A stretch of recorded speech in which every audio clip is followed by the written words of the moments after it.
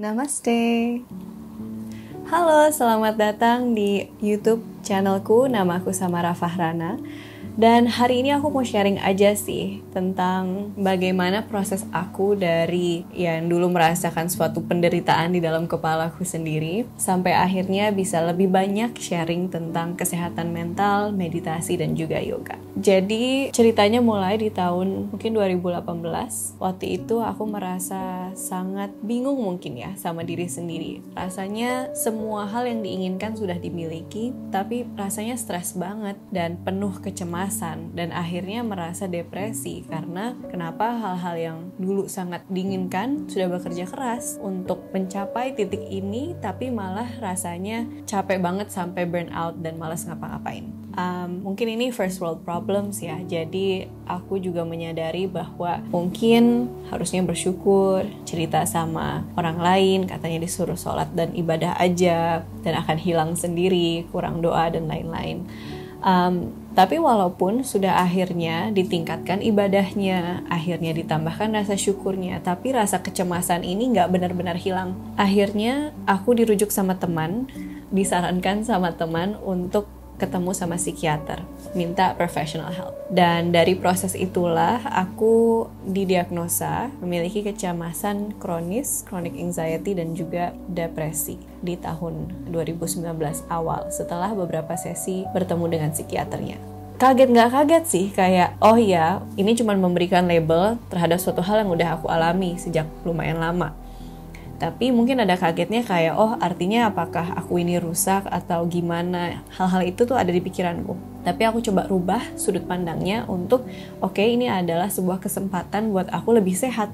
Karena sekarang udah tahu diagnosanya apa, semakin jelas apa yang harus dilakukan. Jadi psikiaterku waktu itu bilang, oke, kalau misalkan kamu merasa ini membantu kamu, silahkan dilanjutkan yoganya. Dan akhirnya aku mengikuti kata hati, mengikuti yoga teacher training. Dan dalam proses itu pergi ke Bali, belajarlah pertama kali namanya meditasi. Kenapa aku cerita ini? Karena aku ngerasa bahwa meditasi itu sangat-sangat bermanfaat. Dari pengalaman pribadi, dari risetnya yang aku juga akhirnya ngambil S2 Neuroeconomics untuk memahami sebenarnya kenapa meditasi itu sangat bermanfaat gitu. Dan di YouTube video kali ini aku pengen sharing ke kamu manfaat-manfaat meditasi. Jadi kalau misalkan kamu ngerasa bahwa kamu tertarik tapi nggak yakin, atau kalau misalkan kamu pengen merekomendasikan meditasi ke orang lain tapi nggak tahu gimana cara untuk sharingnya, silahkan share video ini.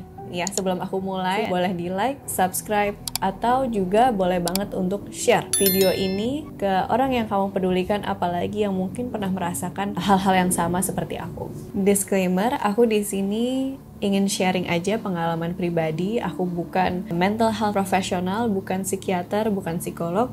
Kalau kamu membutuhkan bantuannya, aku sangat-sangat merekomendasikan untuk berbicara bersama mereka dan minta pendapat dan bantuan mereka untuk proses terapinya bila diperlukan. Ya, aku di sini sebagai penyintas dan juga orang yang benar-benar merasakan manfaatnya meditasi dan sudah lihat banyak banget risetnya tentang kenapa meditasi itu bermanfaat. Jadi manfaat meditasi itu tergantung sama jenis meditasinya. Nah, hari ini aku akan sharing tentang mindfulness meditation, ya, yaitu adalah kesadaran di sini, di saat ini, tanpa menghakimi. Apa aja 5 manfaatnya yang dikurangin karena latihan mindfulness meditation dengan konsisten? Yuk, pertama, penjemin mata kamu dulu. Gak apa-apa, ayo bener-bener penjemin mata ya. Kalau misalkan bisa menjemin mata, boleh menjemin mata. Kalau enggak, tunggu sebentar. Oke. Perhatikan apa yang kamu rasakan. Sejenak perhatikan pikiranmu ada di mana.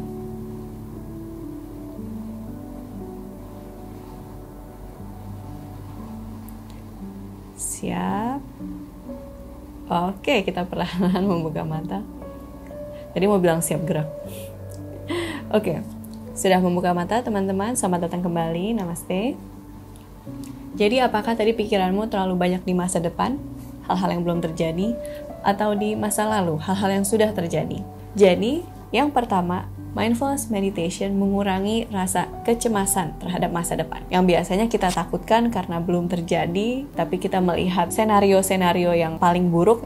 Ya, aku dulu merasakan hal itu dan kadang juga merasakan.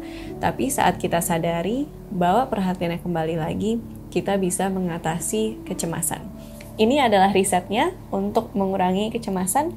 Kalau nanti penasaran, boleh lihat ke description. Jangan lupa sekalian untuk di like dan subscribe. Nomor 1. Kedua, mindfulness meditation mengurangi symptoms depresi.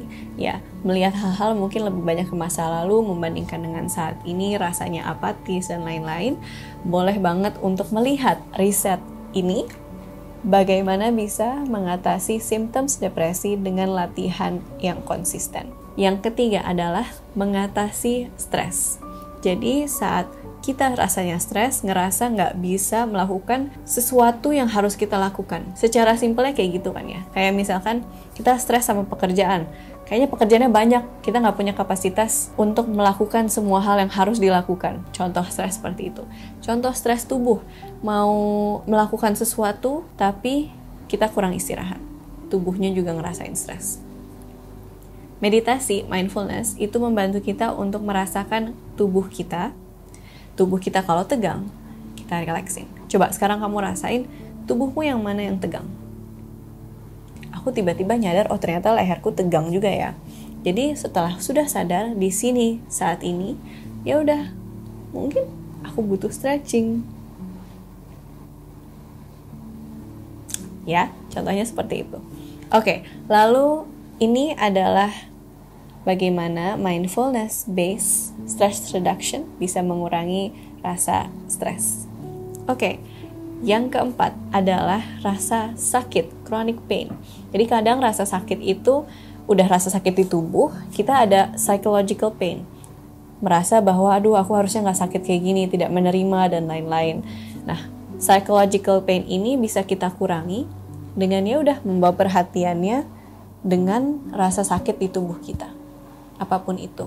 Aku kesini karena kayak mau vaksin gitu ya. Apakah teman-teman udah vaksin? Semoga udah. Kalau belum, jangan lupa untuk vaksin, jangan ditolak vaksinnya, oke? Untuk lihat riset tentang rasa sakit atau chronic pain, silahkan lihat ini. Klik di bawah kalau penasaran. Lalu yang kelima adalah mengatasi rasa kesepian. Ya, kalau kita ngerasa di dunia ini nggak ada yang mengerti kita, rasanya sendiri, mindfulness meditation itu bisa membantu kita untuk memahami bahwa kita itu banyak yang bisa support. Nanti ini ada juga meditasi compassion dan loving kindness di YouTube video selanjutnya. Jadi nanti akan aku bahas lagi gimana caranya meditasi specifically untuk 5 hal ini bisa membantu guided meditation-nya. Kita udah tahu nih sama-sama 5 hal yang bisa dibantu, dikurangi dengan latihan mindfulness meditation. Kalau nanti kamu lihat risetnya, ini kira-kira dilakukan selama dari 13 menit sampai 30 menit rata-rata dalam waktu 8 minggu. Jadi, ini sangat membutuhkan konsistensimu. Ya, kalau misalkan kamu ngerasa, oh ini waktu terlalu banyak, mulai dari yang paling sedikit aja nggak apa-apa. Nanti perlahan-lahan kita akan meningkatkan waktu meditasinya dan lebih baik ada semenit meditasi daripada nggak meditasi sama sekali. Ya, silahkan mencari posisi yang nyaman.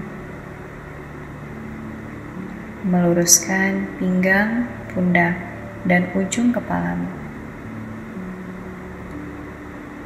Kita tarik nafas dan saat menghembuskan nafas kita rilis stresnya yang dirasakan di tubuh.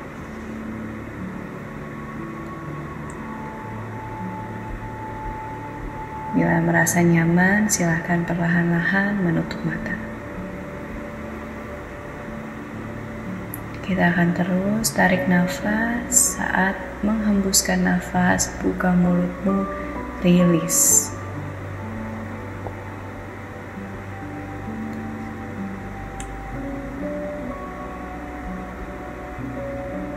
Setiap kali menghembuskan nafas, rilekskan tubuhmu.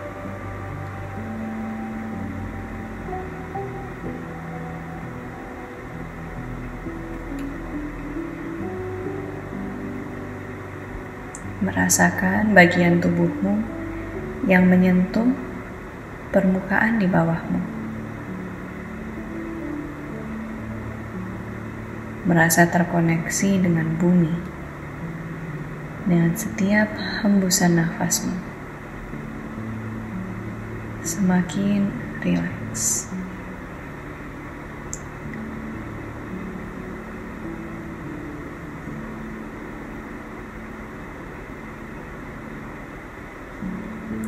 Kalau di sini silahkan bernafas secara natural. Observasi saja apa yang tubuhmu rasakan dengan bernafas secara sadar selama 1 menit.